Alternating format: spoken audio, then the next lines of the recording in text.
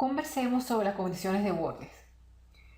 Recordemos que existen diferentes tipos de condiciones de borde y que al identificar claramente cuáles son las que definen un determinado problema, nos permite ver con mayor claridad, al mismo tiempo, en qué dirección está ocurriendo la deformación y en qué dirección está ocurriendo el movimiento. La primera condición de borde que vamos a estudiar son las condiciones de borde en interfaces.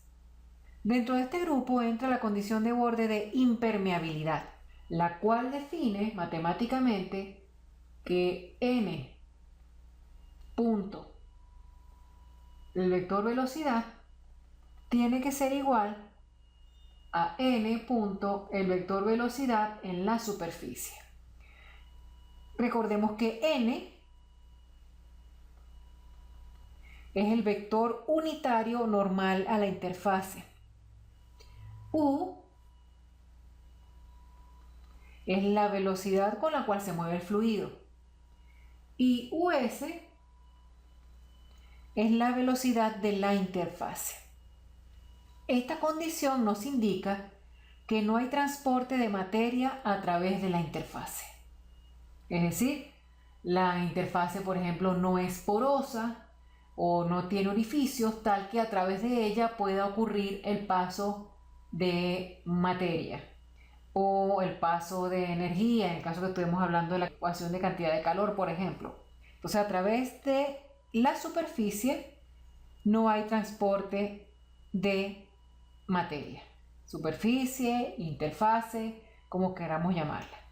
La segunda condición de borde que entra dentro de condición de interfase es la condición de tracción o no deslizamiento.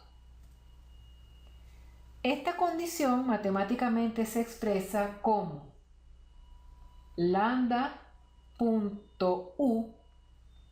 tiene que ser igual a lambda.us. Si vemos esta expresión se parece mucho a la anterior. La diferencia está en que lambda es el vector unitario tangente a la interfase. U, como habíamos dicho, es la velocidad con la cual se desplaza el fluido y US es la velocidad de la interfase. Entonces, esta condición nos indica que los elementos de fluido que están cerca de la interfase se adhieren a ella. Es decir, su velocidad de la interfase tiene que ser igual a la velocidad de la interfase misma. Otra condición de borde dentro de este grupo de condiciones de la interfase la define las condiciones de borde sobre esfuerzos cortantes. Dentro de esta familia tenemos diferentes maneras de expresarla dependiendo de lo que ocurra en el problema.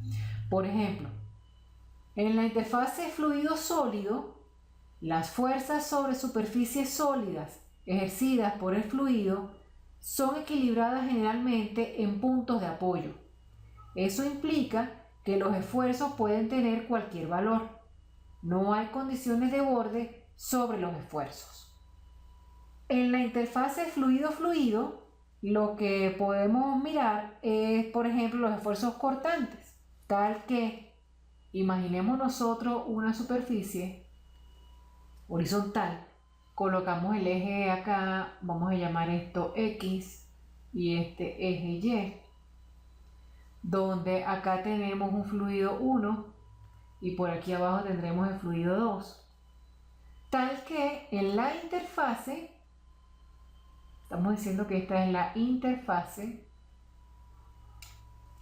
la velocidad U1 tiene que ser exactamente igual a U2. La fuerza que aplica el fluido 2 sobre el fluido 1 viene dada por tau Yx del fluido 1 por el área, por la superficie sobre la cual le está aplicando. Eso me define esa fuerza.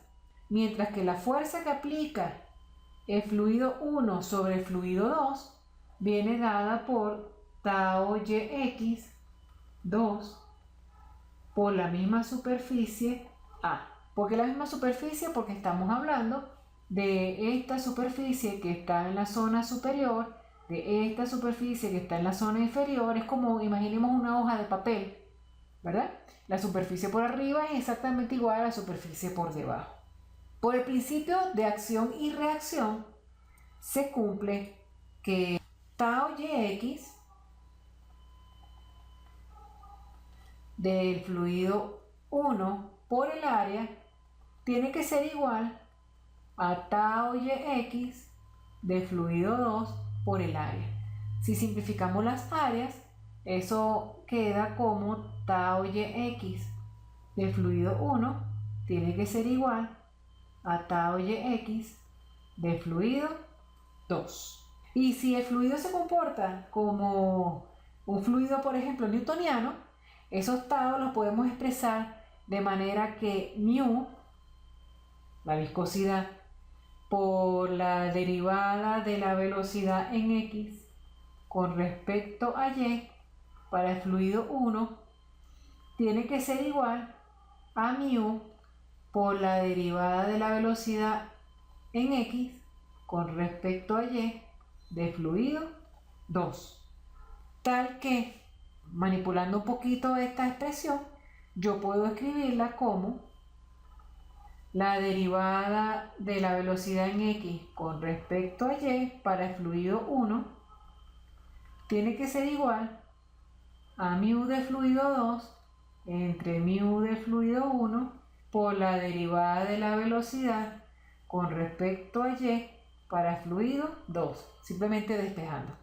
Para el caso particular en el que 1, por ejemplo, es un gas y 2 es un líquido, lo cual significa que μ1 o que la viscosidad de fluido 1 es mucho más pequeña que la viscosidad de fluido 2, tenemos, mirando la expresión anterior, que si μ1 es más pequeña que μ2, este término se hace muy grande. Y para que sea igual, o se cumpla esa ecuación, este tiene que ser muy pequeño. Entonces, lo que estoy diciendo es que esto implica que la variación de la velocidad en x con respecto a y para el fluido 2 es muy parecida a 0. Y eso es lo que ocurre en las superficies libres. Otra condición de borde dentro del grupo de condiciones de borde de esfuerzos son los esfuerzos normales. En el caso de los esfuerzos normales, el balance de salto de cantidad de movimiento nos dice que n punto el tensor de fluido 2 menos el tensor de fluido 1 más la densidad de fluido 1 por la velocidad de fluido 1 por el vector unitario n que apunta hacia afuera de la superficie por la velocidad de fluido 1 menos la velocidad de la superficie menos la densidad de fluido 2 por la velocidad de ese fluido 2 por el vector unitario n, producto punto de U2 menos U de la superficie menos 2 veces la tensión interfacial por H por N tiene que ser igual a 0. Donde recordemos que H tenía que ver con la forma de la interfase. Y el primer término, estoy hablando de estos, recordemos que lo podíamos expresar como menos P2 menos P1, estamos hablando de presiones, por delta más tau 2 menos tau 1. Si tomamos la componente normal de la ecuación anterior, es decir, multiplicamos escalarmente por n, la expresión se simplifica a la siguiente ecuación. P1 menos P2 más n producto doble punto de tau 2 menos tau 1 menos 2 veces h por la tensión interfacial, eso será igual a 0. Recordemos que esto es tensión interfacial. Y esa ecuación es válida para una interfase impermeable. Podemos indicar en este momento que generalmente el término n producto doble punto de tau 2 menos tau 1 es mucho menor que P1 menos P2. Por lo tanto, se puede escribir que P1 menos P2 es igual a 2 veces H por la tensión interfacial. Recordemos nuevamente que H tiene relación o tiene que ver con la forma de la interfase. El otro grupo de condición de borde son las superficies en las cuales se especifique información sobre la velocidad y o sobre, por ejemplo, la presión. Y el tercer grupo de condición de borde son las condiciones de simetría, las cuales nosotros entendíamos y vimos, por ejemplo, en el típico caso del flujo descendente en un tubo cilíndrico, en el cual si estaba utilizando un mismo fluido, al yo pararme en el centro del tubo, es decir, en R igual 0, veía que en ese punto para el fluido newtoniano había un máximo. Y ese máximo se originaba porque es el sitio donde hay menos roce. Por lo tanto, en ese punto se establecía una condición de borde de simetría en la velocidad.